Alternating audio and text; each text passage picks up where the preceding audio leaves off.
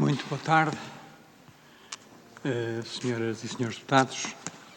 Queria começar por dar as boas-vindas à Ministra da Ciência, Tecnologia e Ensino Superior, a professora Elvira Fortunato, e ao Secretário de Estado do Ensino Superior, o professor Pedro Nuno Teixeira, para uma audição que foi requerida, acho que pela Iniciativa Liberal,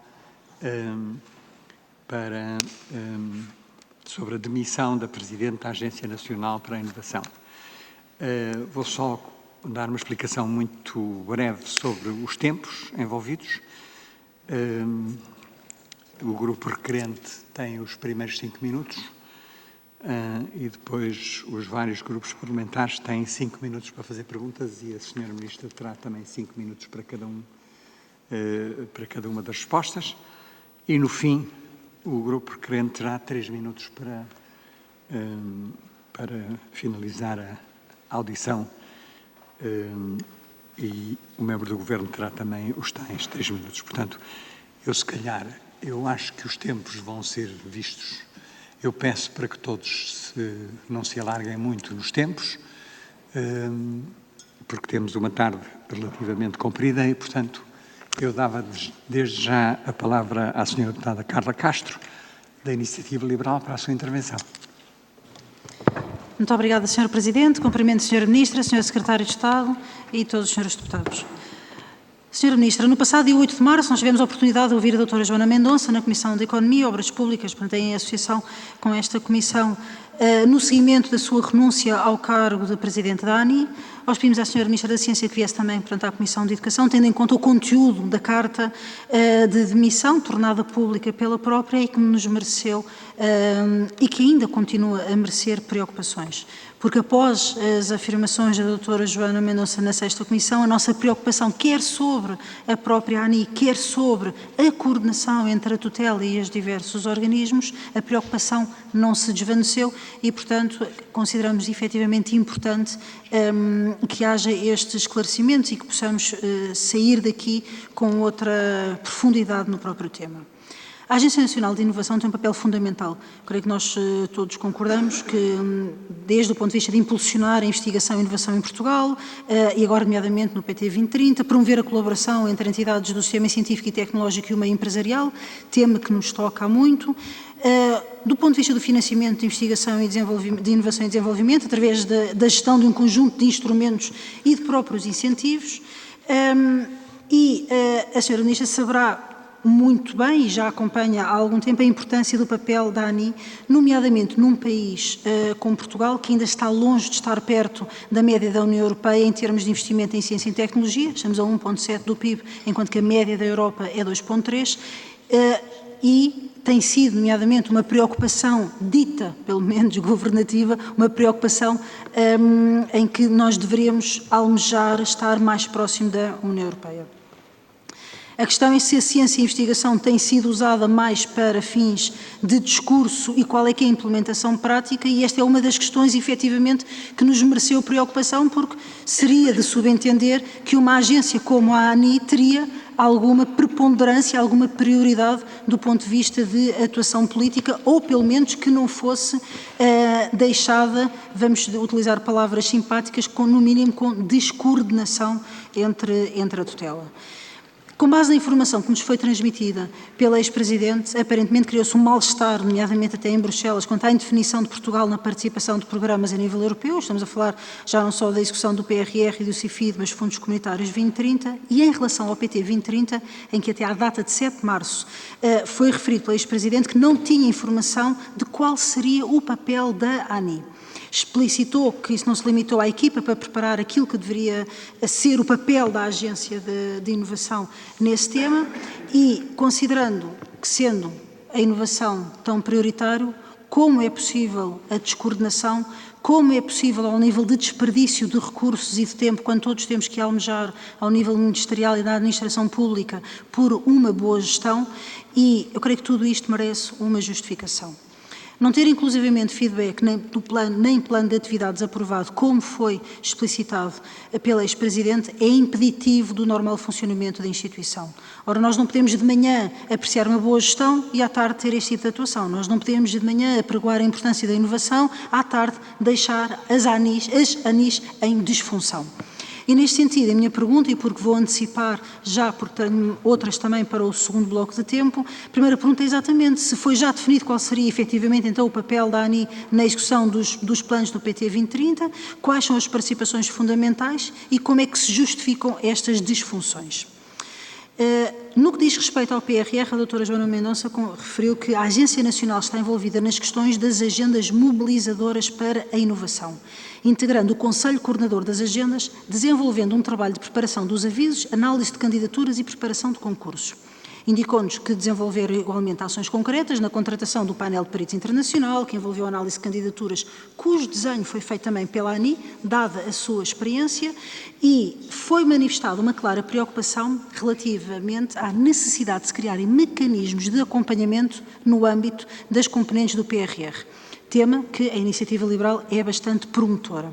Ao contrário da grande maioria das agências do sistema de incentivos, a ANI tem uma larga experiência em projetos colaborativos, que envolvem vários stakeholders, e, portanto, isto parece-nos bastante estranho e gostaríamos de perceber como é que tudo isto se justifica.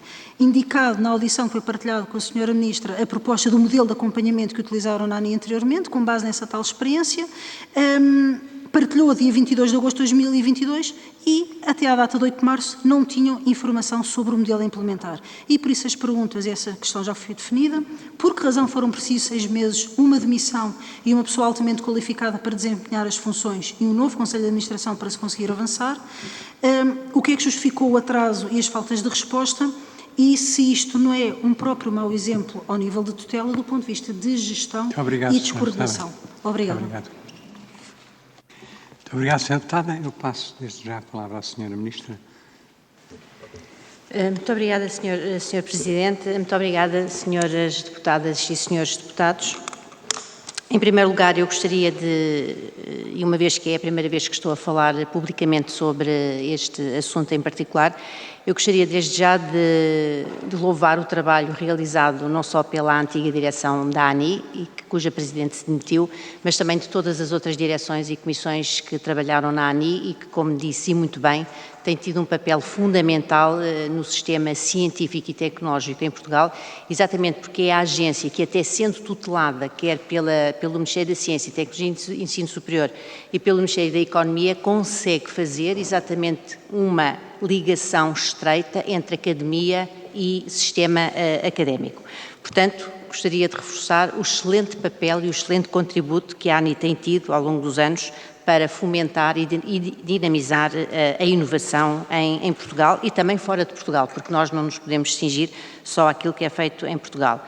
Relativamente a uma das questões que falou, que referiu sobre a descoordenação, não estou de acordo com esse termo, porque não houve, pelo menos, e eu falo pelo Ministério que tutela, portanto, como sabe, a ANI é tutelada pelo meu Ministério e pelo Ministério da Economia.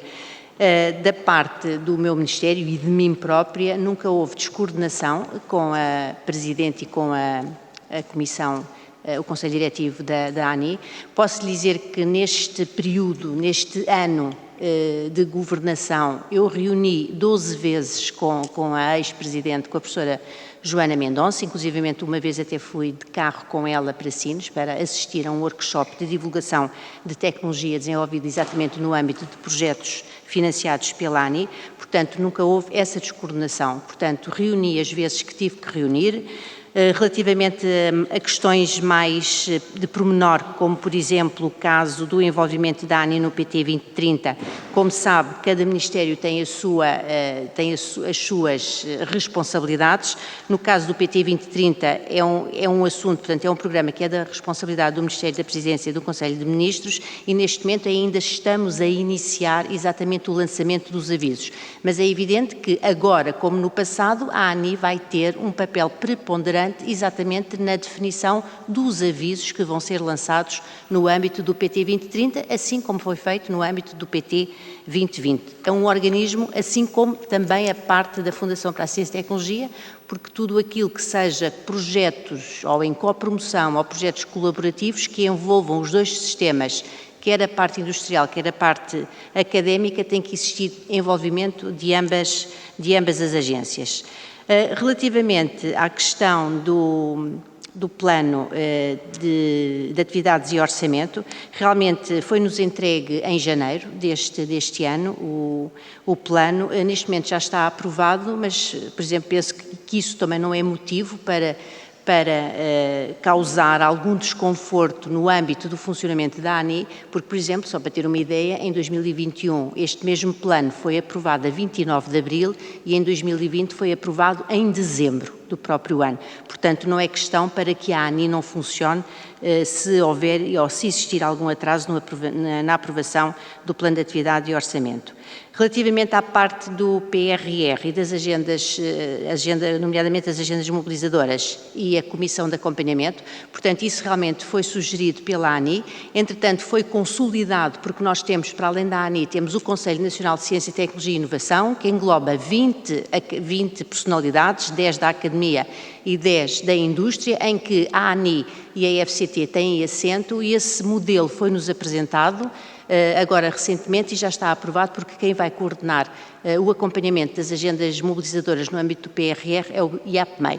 Portanto, e ainda agora, portanto, no final do mês de fevereiro, o Secretário de Estado da Economia, que é quem tutela essa parte, apresentou um modelo com base em todas as recomendações que o Conselho Nacional de Ciência, Tecnologia e Inovação fizeram, em que a ANI também indicou as suas propostas. Muito obrigado, Sra. Ministra. Eu passaria agora a palavra ao Sr. Deputado José Pedro Ferreira, do PS, para a sua intervenção. 5 minutos. Sr. Presidente, Srs. Deputados, Sra. Ministra, Sr. Secretário de Estado, meus cumprimentos. Agradecer a presença da Sra. Ministra nesta audição e referir que a nossa abordagem a esta iniciativa da IEL passará mais por uma preocupação em identificar potenciais oportunidades de melhoria no relacionamento futuro com a ANI, visando um reforço das competências e do papel relevante que a ANI desempenha na potencialização da inovação em Portugal, do que propriamente olhar de novo para um processo que já desfasado no tempo e que decorreu de uma forma expectável.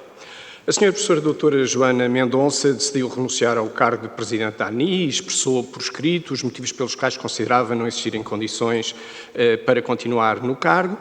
O documento foi tornado público, o que, tal como foi referido pela própria de forma muito cordial na Comissão de Economia, nunca foi sua pretensão causar toda esta situação. Embora tenha mantido na generalidade os argumentos que estiveram na base da sua decisão, mencionou que algumas das questões tinham sido posteriormente inflacionadas, tendo inclusivamente admitido a realização de algumas reuniões de trabalho com o Ministério da Economia, nomeadamente com o Sr. Secretário de Estado e também com o Ministério da Ciência, Tecnologia e Ensino Superior. O Sr. Ministro da Economia referiu, entendo por útil neste Parlamento, que iria rapidamente ser designado um novo Presidente para a ANI. Ora, sendo a ANI uma sociedade comercial, uma sociedade anónima que integra o setor empresarial do Estado e cujo capital é tido em partes iguais pelo IAPMEI e pela FCT, no dia 7 de março de 2023 foi divulgado o nome do novo Presidente da ANI, designado pelos acionistas, o Sr. Professor António Grilo, que se fez acompanhar de novas vogais, a Professora Doutora Alexandra Vilela e a Professora Doutora Sílvia Garcia, concluindo o processo de designação do novo Presidente. O Governo considera a investigação e a inovação como fatores de desenvolvimento económico e social a médio e longo prazo, constituindo uma prioridade nacional estratégica, refletida nos documentos programáticos. Esta prioridade estratégica foi iniciada em 2014 e culminou recentemente com a definição da Estratégia Nacional para a Implementação Inteligente 2030, que apresenta um modelo de governação que procura uma coordenação política top-down e um modelo de participação bottom-up e que visa promover um conjunto de políticas públicas mais adequado e mais ajustado à articulação multinível, com estratégias regionais e ainda com o alinhamento dos grandes desafios europeus, nomeadamente com a transição verde e a transição digital. Portugal. A ANI tem como missão catalisar e potencializar a inovação em Portugal. E durante este período, de 2014 a 2022, o seu desempenho merece destaque no âmbito do Portugal 2020. Traduziu-se na aprovação de 1.532 projetos, avaliadas 3.142 candidaturas, envolvendo 2.366 empresas, 2.486 entidades empresariais e, portanto, com um total de quase 2 mil milhões de euros de investimento aprovado. Todos temos igualmente consciência do importante papel da ANI na elaboração da Estrutura Nacional de Especialização Inteligente 2030. Porquê? Porque este documento é uma condição habilitadora para a mobilização dos apoios do Acordo da Parceria de Portugal 2030 à inovação e à investigação. A senhora Ministra já nos acabou de referir, na sua resposta anterior, de que forma é que houve aqui uma interação com a ANI no âmbito do Portugal 2030, e daquilo que é o papel que está previsto para a ANI no lançamento dos avisos do âmbito do programa Portugal PT 2030. Uma outra questão que foi também já aqui aflorada foi a questão relacionada com a importância do acompanhamento das agendas mobilizadoras. E, portanto, a minha questão inicial era no sentido de perceber se o acompanhamento dessas agências mobilizadoras partia de um determinado modelo que tinha sido pré-definido e que a senhora Ministra já confirmou, e confirmou também a participação da ANI relativamente à proposta nesse modelo e os ajustamentos que, entretanto, foram realizados. Gostaria também de destacar aqui o trabalho feito pela ANI no âmbito do CIFID, como principal agente promotor do sistema de incentivos fiscais à atividade e à investigação e desenvolvimento empresarial.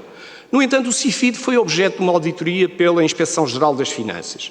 No relatório foram apresentadas algumas recomendações à Presidente da ANI, nomeadamente a necessidade de aperfeiçoamento do controlo. E a questão que eu gostaria de colocar era se nos poderia dar mais alguns detalhes relativamente à forma como essa recomendação foi trabalhada por parte da ANI, se foi apresentada uma nova proposta de alteração à lei do CIFID e se as alterações sugeridas foram ajustadas e se foram validadas pela tutela. Por último, e na sequência também da questão que aqui a senhora Ministra acabou de mencionar, relativamente à aprovação do plano de atividades, eu reforçava a ideia exatamente de os planos de atividades anteriores terem sido aprovados em intervalos temporais que me parecem superiores e, portanto, gostaria também de recolocar essa questão à apreciação da Sra. Ministra. Muito obrigado pela tolerância, Sr. Presidente. Muito obrigado, Sr. Deputado. Eu passo a palavra à Sra. Ministra. Muito obrigada, Sr. Presidente. Muito obrigada, Sr. Deputado José Pedro Ferreira, pelas questões que colocou.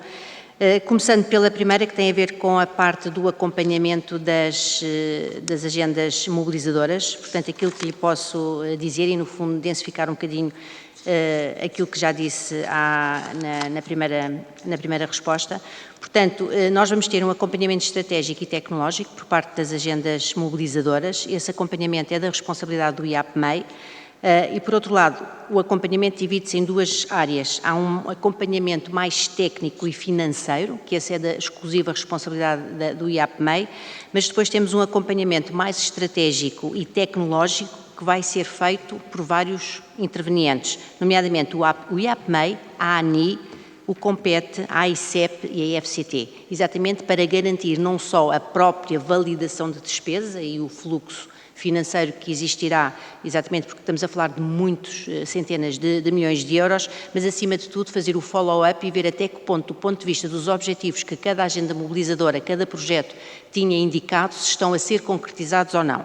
Para além deste acompanhamento que está a ser feito, portanto, existe já um escalonamento no tempo, exatamente porque tem que haver um acompanhamento durante a sua execução. Está prevista já uma análise intermédia agora em julho das agendas mobilizadoras, portanto é evidente que todos sabemos que são das 53 que foram aprovadas, não estão todas exatamente a ter o mesmo ritmo. Temos agendas mobilizadoras que integram 30 parceiros, temos outras agendas mobilizadoras que integram 20 parceiros, umas com 20 milhões de euros, outras com 200 milhões de euros e, portanto, elas não começaram todas ao mesmo tempo, nem estão todas exatamente com o mesmo ritmo. Mas, para além da primeira avaliação intermédia já a ser feita em julho, está previsto também uma análise intermédia maior em janeiro do próximo ano, e assim por diante. Portanto, aquilo que se pretende não é só a parte financeira e a execução financeira, mas, acima de tudo, a execução do ponto de vista tecnológica e científica das agendas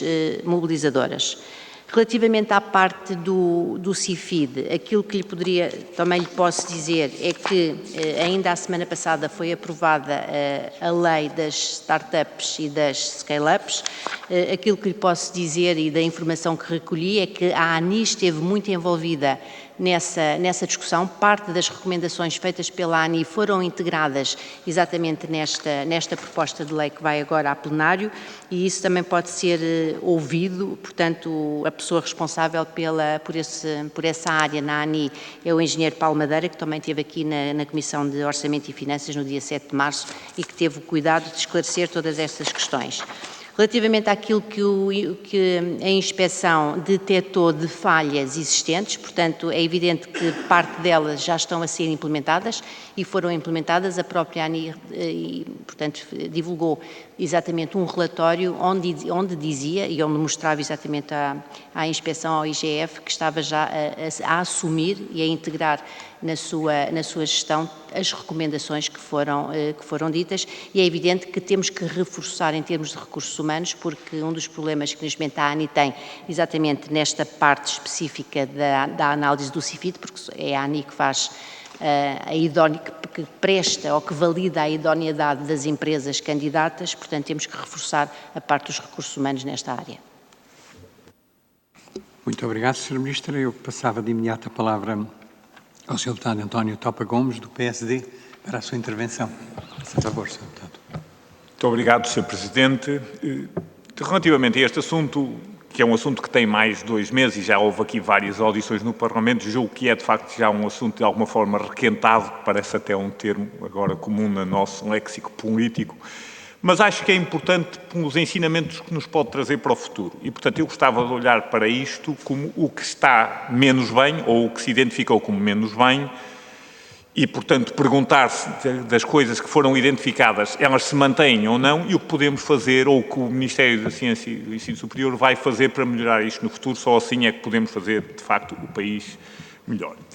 E o primeiro ponto refere-se ao plano de atividades. Há aqui um aspecto que é a dificuldade da agência em obter resposta e o facto de a agência funcionar uma parte significativa do ano sem plano de atividades e, de acordo com a sua ex-presidente, isto prejudicar o funcionamento. E, desculpe-me, Sra. Ministra, não me parece que seja justificação para o atraso o facto de, nos anos anteriores, os atrasos serem piores. Objetivamente, temos que ter mais ambição e o Ministério da Ciência e do Ensino Superior deve ter essa ambição. E, portanto, a primeira pergunta que devemos fazer é: porquê é que isso é sistematicamente assim e o que é que podemos e devemos fazer, nomeadamente o seu Ministério, para melhorar a situação? Isso parece um aspecto importante. O outro aspecto que também era muito crítico, de facto, percebe-se pelas perguntas que os assuntos levantados na carta de admissão da Sra. Presidente da ANI são de tal forma relevantes que todos nós pegamos neles. E refere-se ao acompanhamento das agendas mobilizadoras para a inovação. Sobre as agendas mobilizadoras, creio que já tive a oportunidade de dizer, e o PSD também teve a oportunidade de dizer, que nós estamos de acordo com as agendas mobilizadoras. Mas a verdade é que nós temos uma quantidade de fundos única e temos que definitivamente aproveitar este momento para mudar Portugal e transformar Portugal. E, sem dúvida alguma, que a qualificação dos portugueses tem melhorado, houve uma mudança de paradigma, mas também parece evidente, e há vários estudos nesse sentido, que nós não temos conseguido atingir com a qualificação dos portugueses os resultados económicos, em termos de produtividade, em termos de competitividade, que estávamos à espera. E, portanto, o acompanhamento e a avaliação é fundamental. E desculpe-me a franqueza, Sra. Ministra, se há 2 meses uma agência, a ANI, não tinha a mínima ideia de como isto iria funcionar, ou era intenção colocá-los completamente à parte do programa, ou tem que haver aqui mais diálogo, parece-me, entre as instituições. E, portanto, pergunto se houve alguma mudança, havia alguma intenção de fazer mudança de missão da instituição, aparentemente não, pelo que diz a Sra. Ministra, e porque é que isto é tão imprevisível para a própria Presidente da Agência? 2 aspectos ainda. Relativamente aos incentivos, a Sra. Ministra, digamos, na carta da Presidente da ANI, o que nos diziam é que ela não tinha tido qualquer contacto quanto ao CIFID. E, portanto, em fevereiro deste ano, aparentemente, a ANI estava completamente desfasada do sistema, a fazer fé nas palavras da Sra. Presidente da ANI. A Sra. Ministra disse já hoje aqui, na reunião, que o projeto de lei, que já foi a semana passada a votação na especialidade, portanto, que teve uma grande intervenção da ANI, ou uma grande participação. E, portanto, como é que isto é feito em tão curto espaço de tempo? Ou seja, mesmo que as pessoas tenham trabalhado e dedicado muito, se isto de alguma forma não contribui, que algumas leis tenham pouca ponderação, pouca reflexão e pouco trabalho. Relativamente aos programas PT 2030, digamos, execução dos fundos europeus, o que se notava da Sra. Presidente da ANI era um certo desconforto pelo acompanhamento e pela falta de acompanhamento das tutelas e, naturalmente, a Sra. Ministra pode dizer que se havia essa falta de acompanhamento não era da sua tutela, mas da tutela da economia e que isto, de alguma forma, colocava em causa o desempenho e a execução dos fundos e, sobretudo, o desempenho da agência que, pela descrição aqui feita, tinha uma missão que aparentemente não era para manter porque a Presidente se sentia desfasada dessa missão. E, portanto, a pergunta também relativamente aos fundos europeus é: mantém-se tudo relativamente à missão da ANI no acompanhamento dos fundos europeus e o seu papel, ou o que estava a correr mal e já o seu Ministério introduziu mecanismos para correr esse aspecto? Só uma última pergunta que diz respeito aos laboratórios colaborativos e aos centros de tecnologia e inovação. Alguns laboratórios, e tanto quanto eu tenho conhecimento, estão relativamente desfasados do PRR e, portanto, pergunto a Sra. Ministra tem conhecimento desse facto. Muito obrigado, Sr. Presidente. Obrigado, Sr. Deputado. Passo a palavra à Sra. Ministra. Muito obrigada, Sr. Presidente. Muito obrigada, Sr. Deputado António Topa Gomes, pelas questões que colocou. E já agora gostaria também de, penso que sabem isso, mas se há pessoa aqui, pelo menos neste hemiciclo, que tem interesse nestas áreas, sou eu. Porque durante toda a minha vida concorri a projetos da ANI, sei o que é estar do outro lado, em projetos financiados pela ANI, projetos financiados pela FCT, projetos financiados pela Comissão Europeia. Portanto, se há alguém que quer que, e agora com esta lufada de ar fresco que acabamos de ter com o PRR, que realmente o país vá para a frente, eu acho que estou lá em cima. Portanto, não há ninguém que não queira que realmente estes projetos se executem. Relativamente à primeira questão, comentário que colocou do plano de atividade e orçamento, é evidente que eu não me estava a desculpar, nem é isso que eu quero dizer. Aquilo que eu quis dizer foi que não é pelo facto de demorar mais tempo a aprovar que isso, de alguma forma, inviabilizou ou prejudicou o funcionamento da ANI. Não inviabilizou. Era isso que eu queria dizer. É evidente que não é uma prática que é mais correta, mas nós estamos aqui a aprender e vamos melhorar. Portanto, fizemos um ano, portanto, tivemos a aprender muitas coisas. Como sabe, os ministérios têm uma complexidade grande, quer eu, quer o Sr. Secretário de Estado, não estávamos integrados nesta estrutura e ainda está a existir uma aprendizagem, mas vamos melhorar. Portanto, aquilo que nós queremos é melhorar. Relativamente às agendas mobilizadoras, como eu já indiquei, nós temos uma comissão de acompanhamento estabelecida. Portanto, a comissão vai ser coordenada pelo IAPMEI, mas a ANI é parte integrante. Portanto, a ANI, todas as propostas e as recomendações que foram feitas foram integradas na proposta de acompanhamento. Portanto, a ANI não está, assim como a FCT, não está fora deste processo. Aliás, nem fazia sentido estar. Na parte e quando me diz mais diálogo, portanto, o diálogo é máximo. Portanto, todas as sugestões foram tidas em linha de conta. Eu própria estive envolvida porque é uma área que eu própria conheço. Portanto, se há alguma área na qual eu possa falar com alguma segurança, é exatamente esta, é aquela que nós estamos hoje aqui a discutir. Relativamente à parte que indicou do CIFID, realmente sendo esta até uma área mais da parte da economia e não tanto da parte do Ministério da Ciência e Tecnologia, aquilo que eu lhe posso dizer, e ainda ontem estive a rever não só a audiência que a professora Joana Mendonça deu aqui na Assembleia, assim como a audiência do engenheiro Paulo Madeira, que é o responsável pelo CIFID na ANI, é que houve um envolvimento muito grande, não só da ANI, mas até das propostas apresentadas pelo próprio PSD, que foram integradas na proposta de lei que foi aprovada a semana passada. Portanto, houve um diálogo muito grande e houve um trabalho de equipa, porque aqui, por vezes, há coisas que não têm propriamente uma cor partidária. Se há boas soluções para serem integradas, elas devem ser integradas, independentemente do sítio ou da origem que tenham. Portanto, houve um diálogo grande e essas recomendações foram integradas no âmbito do CIFID.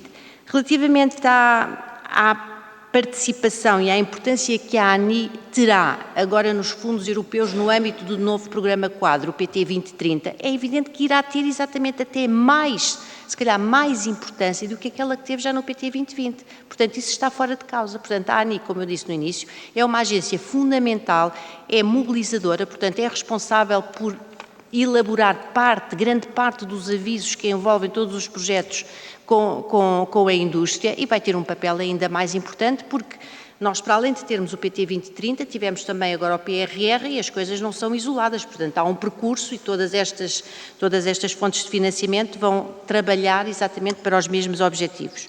Relativamente à questão dos laboratórios colaborativos, não tenho indicação que esteja algo a correr mal, sei que houve a aprovação já na parte final do anterior governo de 6 novos laboratórios do PRR, mas ficou logo esclarecido que o financiamento desses novos laboratórios colaborativos no âmbito do PRR seriam financiados exatamente com verbas do PT 2030, que ainda não estão neste momento disponibilizadas, mas eu inclusivamente já reuni com eles, já lhes expliquei isso e, que eu saiba até hoje, não tenho conhecimento de alguma descoordenação ou mau funcionamento no âmbito dos laboratórios colaborativos, porque, como disse, é qualquer coisa que eu também sigo muito de perto. Muito obrigado, Sra. Ministra. Eu passo agora a palavra ao Sr. Deputado Gabriel Mitar Ribeiro, do Chega. Obrigado, Sr. Presidente. Saúdo o Sr. Presidente, senhoras e senhores deputados, a Sra. Ministra e o Sr. Secretário de Estado. Correndo o risco de insistir em questões que, entretanto, foram sendo respondidas, gostaria de dizer que este caso da ANI confronta-nos com características estruturais desde o seu primeiro ano de mandato. Eu tenho insistido nesta crítica e volto hoje a repeti-la, que é a ausência de liderança política clara do Ministério da Ciência, Tecnologia e Ensino Superior. Isto é, nós sentimos que faltam mensagens claras, persistentes, que permitem orientar de forma muito mais simples e clara os agentes no terreno, por exemplo, princípios gerais para o setor. É que este caso demonstra que não foi isso que aconteceu e a Ministra respondeu e bem, na sua perspectiva, mas sobra sempre a imagem de uma falta de estratégia, de algum abandono, de alguma inação por parte da tutela. Portanto, isso parece-me claro e depois, junto com isso, a ausência de uma perspectiva reformista. A Sra. Ministra referiu, na intervenção anterior que fez, que reuniu 12 vezes com a Presidente da ANI. O facto é que este processo não acabou da melhor forma. E a primeira pergunta que eu lhe quero fazer é o Ministério que tem aqui falhas ou é o Governo como um todo que não funciona? Portanto, que não consegue articular uma agenda reformista que congregue vários ministérios. Essa é uma questão. Mas também gostaria de recordar que as críticas feitas são críticas gerais que atingem toda a equipa ministerial. A questão das agendas mobilizadoras, da missão interface, a questão do plano de atividades e orçamento da ANI. Portanto, são muitas questões para serem apenas aspectos de detalhe, pontuais ou incidentes. Portanto, há aqui aspectos estruturais.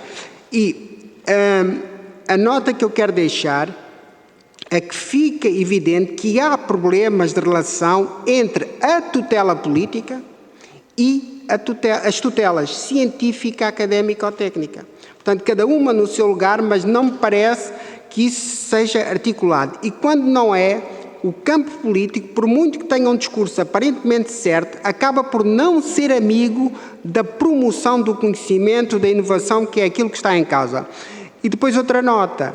A questão da autonomia entre instituições, neste caso, não funciona, porque aqui a tutela política parece fundamental, ou seja, uma entidade como a ANI, para funcionar, tem de fazer apostas estratégicas.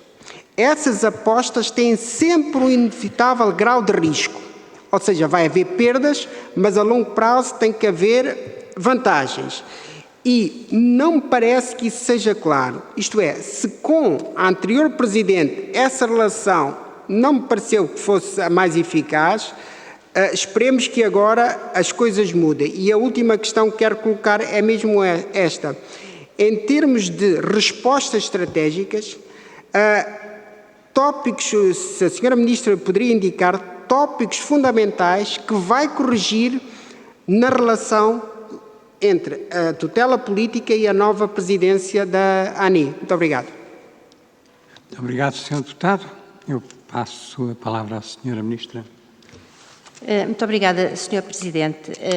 Eu não peço desculpa, mas não penso que não entendi, se calhar, exatamente tudo aquilo que disse, ou então estamos, se calhar, em frequências diferentes. O país, e voltando, começando pela parte daquilo que indicou das agendas mobilizadoras e da missão interface, portanto, eu penso que o país nunca se viu confrontado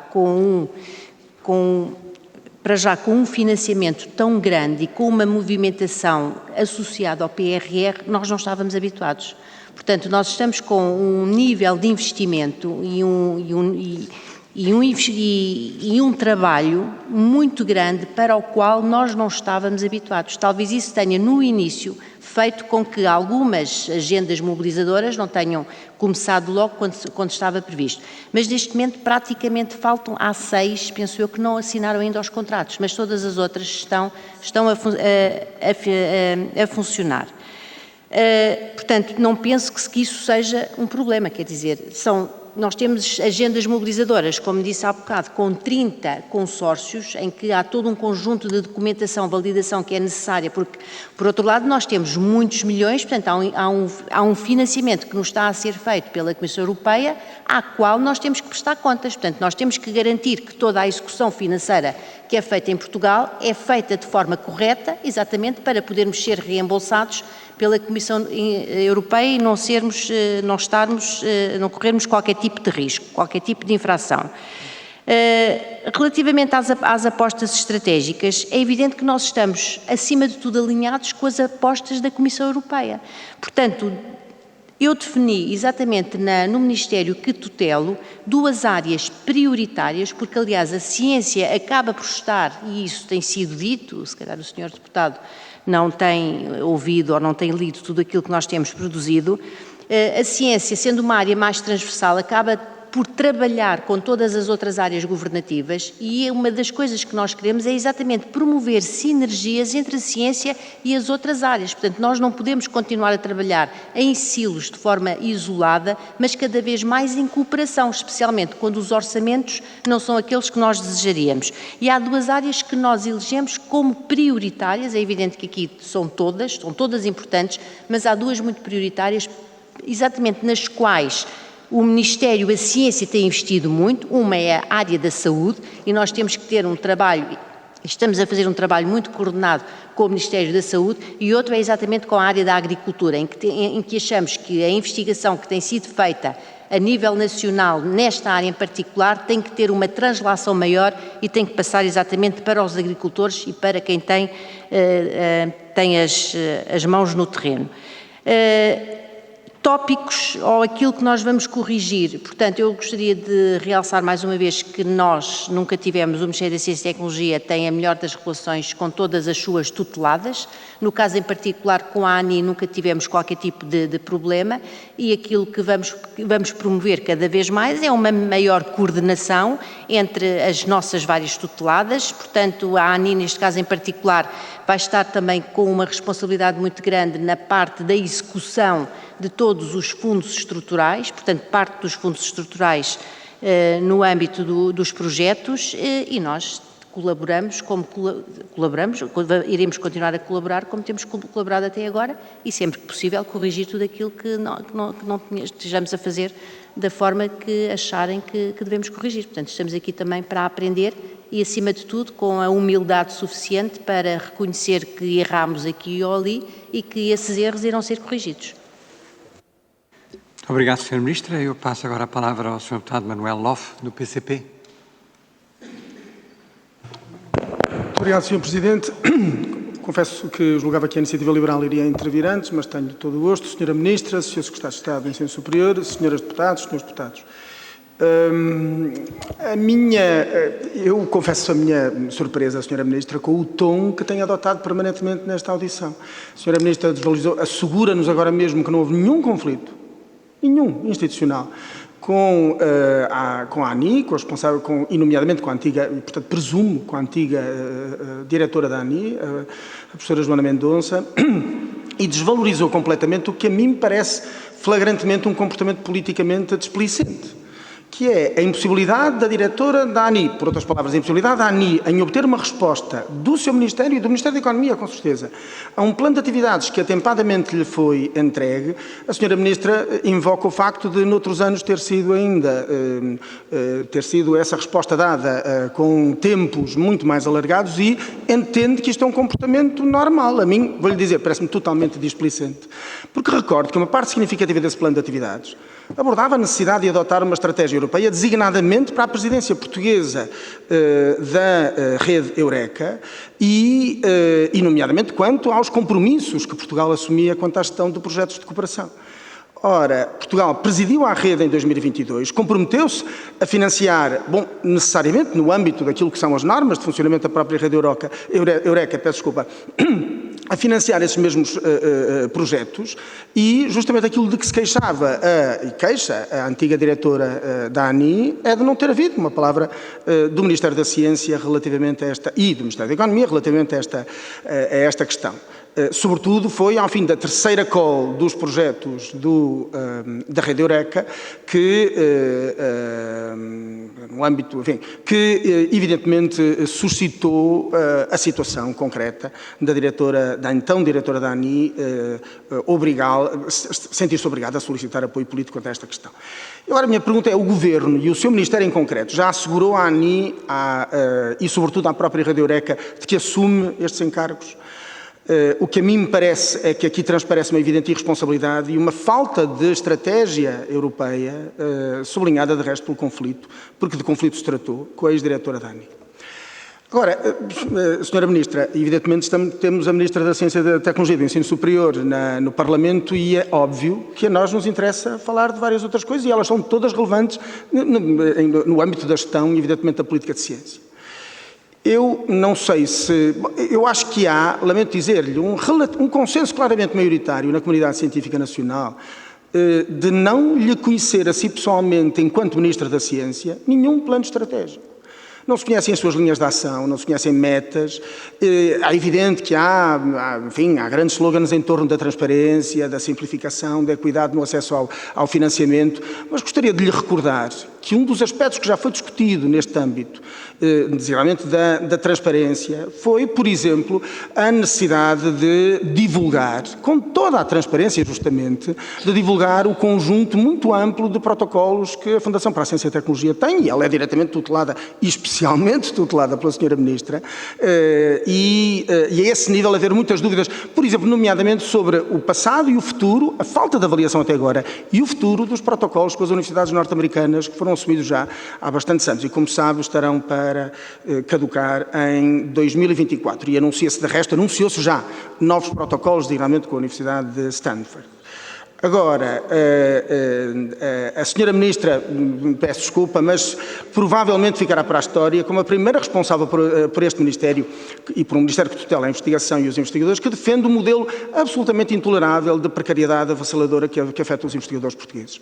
O que é extraordinário é que a Sra. Ministra presume estabilizar os investigadores, como afirmou numa entrevista, os investigadores em lugares de uma carreira significaria matar a ciência. A Sra. Ministra menciona frequentemente a sua própria carreira, mas devo recordar-lhe, como sucede com outros investigadores, por exemplo, comigo próprio, que não faz, evidentemente, a partir de uma situação de precariedade.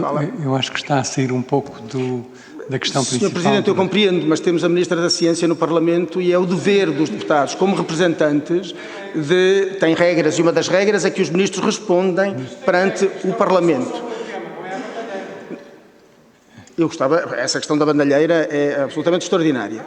E aquilo que lhe vou perguntar é se a Sra. Ministra tem e nos promete, se os senhores deputados do Partido Socialista estão irritados que estão, nos promete numa próxima intervenção pública ou junto do próprio Parlamento, evidentemente tomar medidas relativamente a este problema, aproximando-se o período final dos 6 anos da aplicação do Decreto-Lei 57 de 2016, sabendo bem as consequências que tem, nomeadamente o facto de um grande número, e concluo, Sr. Presidente, o facto de um grande número dos investigadores em questão fazerem parte de instituições que são claramente públicas, universidades públicas, mas que constituem legalmente fundações de direito privado. Muito obrigado. Sr. Deputado Porfírio Silva. Introdução à mesa, Sr. Presidente. Com certeza, Sr. Deputado. Muito obrigado, Sr. Presidente. Sr. Presidente, a Assembleia da República e, em particular, esta Comissão não funciona ao ritmo dos deputados que, em cada momento, aqui estão individualmente. Nós somos um órgão, não dependemos da janela de visão de cada deputado individual que aqui está em cada momento. E, portanto, todos temos a obrigação de conhecer as regras e de as respeitar. É verdade que às vezes fazemos alguma ginástica e fugimos um bocadinho ao tema, mas anunciar explicitamente, como se isso fosse uma grande questão, que eu não vou respeitar as regras e vou falar de outra coisa que não é o tema desta audição, parece um bocadinho mais. Solicito, Sr. Presidente, que faça respeitar as regras, designadamente o tema desta audição. Muito obrigado. Obrigado, Sr. Deputado. Eu acho que o tema desta audição era muito claro e, portanto, o que eu solicitava era que a Sra. Ministra se limitasse a responder às questões que têm a ver com o tema desta audição. Muito obrigada, Sr. Presidente. Sr. Deputado Manuel Loff, muito obrigada pelas questões colocadas e pelos comentários que efetuou. Relativamente aos temas referentes a esta audição em particular, e é sobre isso que nós aqui estamos, gostaria de dizer que relativamente ao plano de atividade e orçamento, volto a referir, portanto, o facto de ter falado nos outros anos, não era para dizer que é prática corrente, mas aquilo que eu quero transmitir, e repito mais uma vez, é que o facto de se ter aprovado só em março o plano de atividade e orçamento não inviabilizou que a ANI continuasse a funcionar. Nem inviabilizou agora, nem inviabilizou no passado. Portanto, era só isso que eu queria dizer e não é motivo, o motivo invocado não se justifica exatamente para o funcionamento da agência em particular. Relativamente à rede Eureka que indicou, portanto, que são projetos europeus, para quem não está tão a par, é uma chancela que é dada a nível europeu, portanto, são redes europeias de projetos, em que as equipas portuguesas também participam, em que há um cofinanciamento do Estado português. Esse cofinanciamento foi sempre feito e vai continuar a ser feito. Gostaria já agora de o informar que a carta assinada com 3 ministérios, pela Ministra da Presidência, pelo Ministro da Economia e por mim própria, foi assinada a 6 de janeiro deste ano, em que nós nos comprometemos exatamente com a Comissária da Investigação, portanto, a Maria Gabriel, em que o país se compromete a cofinanciar os projetos europeus que integram essas redes e que tiveram uma avaliação positiva. Portanto, neste momento, a rede Eureka, os projetos Eureka, é um não assunto. Relativamente a outras questões que colocou mais relacionadas, não sei se devo responder ou não, portanto, eu tenho todo o prazer em vir aqui a esta casa e discutir todos os temas que os senhores deputados queiram e não tenho qualquer problema em responder a outras questões, para além daquelas que estão aqui, para além daquela que nós temos agora em cima da mesa.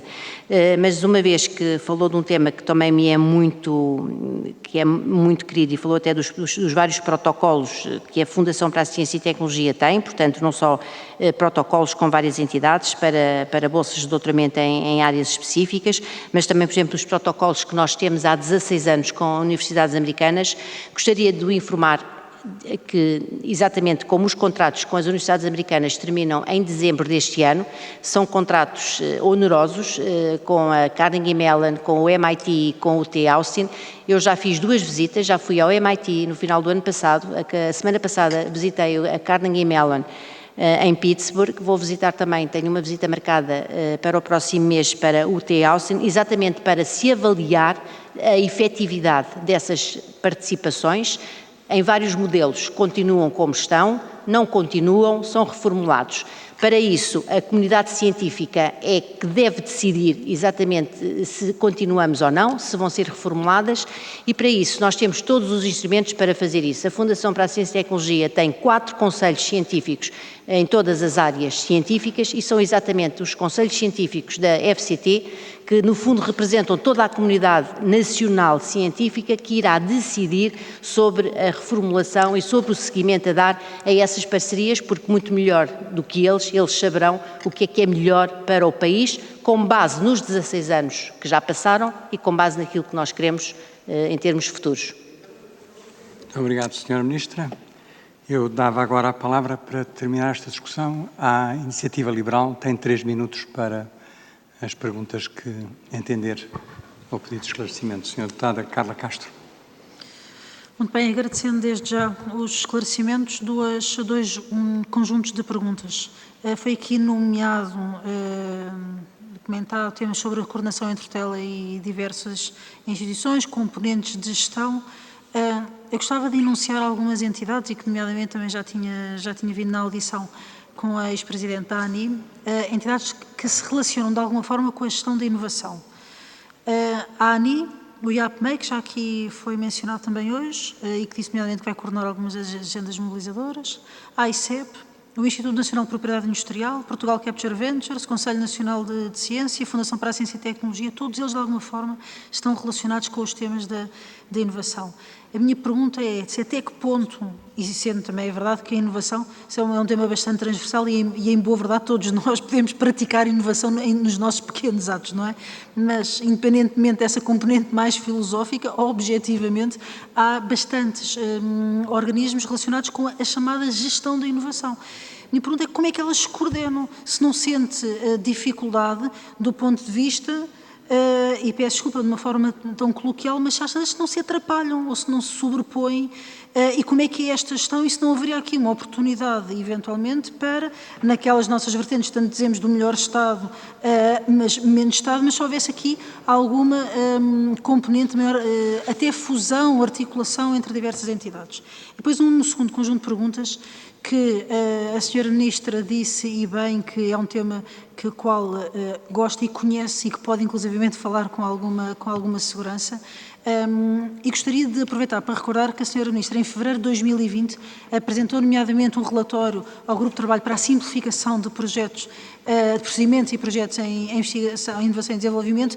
Nesse relatório fez propostas nomeadamente para alguns processos da ANI. E também para outras entidades. Formulários, candidaturas, avisos, algo que somos bastante promotoras dessa tal simplificação e o melhorar de toda a burocracia. Eu gostaria de aproveitar para perguntar se dessas propostas apresentadas no tal relatório de simplificação e procedimentos, se foram postos em prática e agora, na condição que tem de investigadora, de estar do lado não do Governo, mas agora também do lado da atuação do Ministério, se sente que estão a ser efetivamente com a necessidade urgente que o país tem desses processos de simplificação estarem em curso. Obrigada. Obrigado, Sra. Deputada. Passo a palavra à Sra. Ministra. Muito obrigada, Sr. Presidente. Muito obrigada, Sra. Deputada Carla Castro. Relativamente à questão que colocou, no fundo, um bocadinho relacionada com a parte da gestão da inovação e que, no fundo, pega com a parte do acompanhamento das próprias agendas mobilizadoras do IAPMEI, quer dizer, nós tentámos, aquilo que se tentou pôr foi colocar dentro desta comissão de acompanhamento mais estratégica ou científica as entidades que de alguma forma lidam e que percebem melhor esta área. Portanto, achamos que não são grupos também muito grandes, mas são grupos especialistas e penso que é importante estarem presentes exatamente porque conhecem bem o sistema técnico-científico e podem prestar um melhor serviço e fazer um melhor acompanhamento dessa inovação. Acho que é preferível ter, se calhar, um bocadinho mais a mais do que a menos, daí estarem essas entidades envolvidas na Comissão de Acompanhamento e acho que não, pelo menos a parte mais académica, os cientistas, a ideia, e podem ficar descansados, portanto nós não atrapalhamos, portanto a ideia é simplificar e agilizar. Aliás, isso pega também um bocadinho com a segunda questão que colocou sobre o relatório de simplificação, que eu tive o prazer de fazer com o professor António Cunha, na altura, penso que estava no CRUP, era presidente do CRUP, e com o professor José Manuel Mendonça, que é o presidente do INESCTEC, e realmente parte dessas simplificações, parte dessas propostas foram acolhidas, não ainda na totalidade, aliás, temos estado a trabalhar exatamente para que elas sejam implementadas, mas há uma coisa que lhe posso desde já garantir, portanto, o próprio modelo os formulários que foram utilizados para as agendas mobilizadoras, no âmbito do PRR, já incorporaram parte das soluções que nós colocámos. Por exemplo, é comum já há muitos anos que, em termos de propostas europeias, quando nós nos candidatamos a um projeto, é muito simples, do ponto de vista europeu, a simplificação, pelo menos em termos no pré-Word, é muito grande, porque nós temos um documento em Word que é transformado em PDF e é o documento em PDF que é utilizado. Nas agendas mobilizadoras, eu também sei isso porque antes de ocupar esta função também estive envolvida em alguns projetos no âmbito do PRR, portanto aquilo que lhe digo é que era exatamente isso, nós tínhamos um fecheiro em Word, portanto, e logo aí houve uma simplificação muito grande, porque pelo menos separámos aquela parte mais técnico-científica daquela parte que é mais burocrática, que tem a ver com os dados das empresas, com os dados das instituições e com toda a informação que nós temos que colocar e que é necessária. Portanto, não foram ainda todas implementadas, mas espero, e aliás nós sabemos que já agora uma das minhas bandeiras, aliás, tem sido também a parte da desburocratização. Já no passado eu tinha exatamente esse problema, porque a burocratização é um tema extremamente importante porque nos tira, exatamente, deixamos de ser mais competitivos, portanto é um fator que nos limita e muito em todas as áreas, não só na parte científica, mas também na parte de todos os projetos, nomeadamente com empresas, e estamos a trabalhar para isso, para simplificar ainda mais e para facilitar o trabalho de todos, porque temos que utilizar os fundos que temos neste momento e que nunca tivemos nem nunca mais vamos ter ao nosso dispor, temos que os utilizar sempre da melhor forma e também da forma mais simplificada. Portanto, é isso que vamos continuar a fazer. Muito obrigada. Muito obrigado, Sr. Ministro. Chegamos ao fim desta audição. Eu só gostaria de corroborar, e efetivamente, desde que eu conheço a professora Elvira Fortunato, sempre se tem batalhado muito para diminuir a burocratização do sistema científico. É verdade. Agradeço a sua presença aqui nesta audição e do Sr. Secretário de Estado também connosco. E, portanto, chegamos ao fim desta audição. Muito obrigado. Obrigada. Desejo. Boa Páscoa. Obrigado. Igualmente. Temos agora uma audição a seguir, portanto, eu peço aos senhores deputados que não se ausentem. Temos uma audiência à Associação Portuguesa das Escolas Profissionais Agrícolas. Eu vou só acompanhar a senhora Ministra.